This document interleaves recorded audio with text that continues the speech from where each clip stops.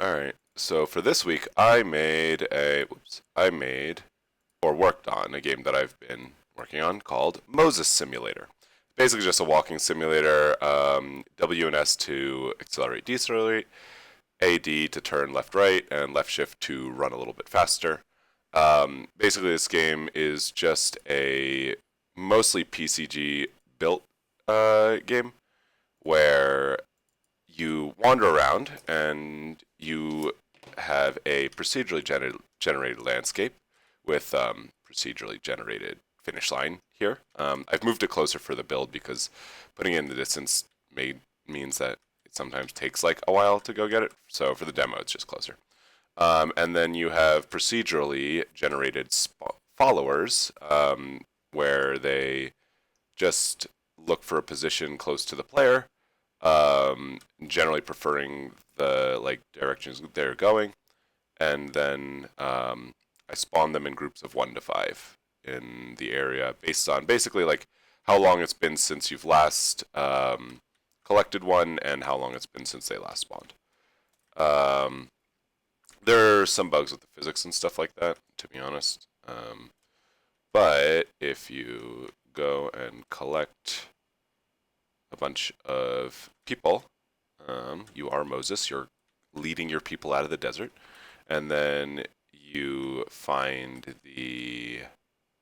um, the pole.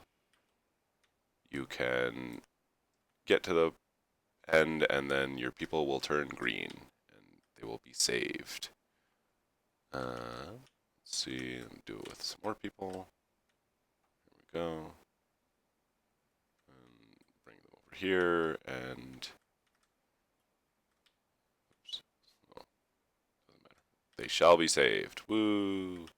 Yeah, everything is basically procedurally generated except for the movement of the actual player itself. So let's go now to.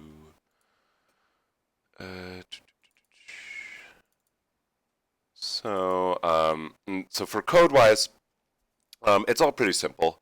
I'm using some noise and doing like a very basic Voronoi noise function to generate the vertices. This is basically just creating and storing a height map for everything so that I can interpolate the actual vertex positions later. And then here I'm doing the actual like math for all of it. You for each of the vertices you get a height at the location. It interpolates the existing ones after using these two functions to like actually calculate them. I need to tune this. It's supposed to look like a desert. Right now, it's basically just sand hills, but I'm not using particularly good meshes for this either right now. Spawning NPCs, so it checks the spawn rate compared to how long you've waited and how long it's been since like you last collected and last spawned one. It looks for an open area to spawn stuff. It will try to not spawn stuff close to existing followers or people in the world, NPCs in the world. And then eventually, if you get here, it spawns, and then it goes through some stuff. It tries to. So I have a limit on how many uncollected people NPCs you can have in the world.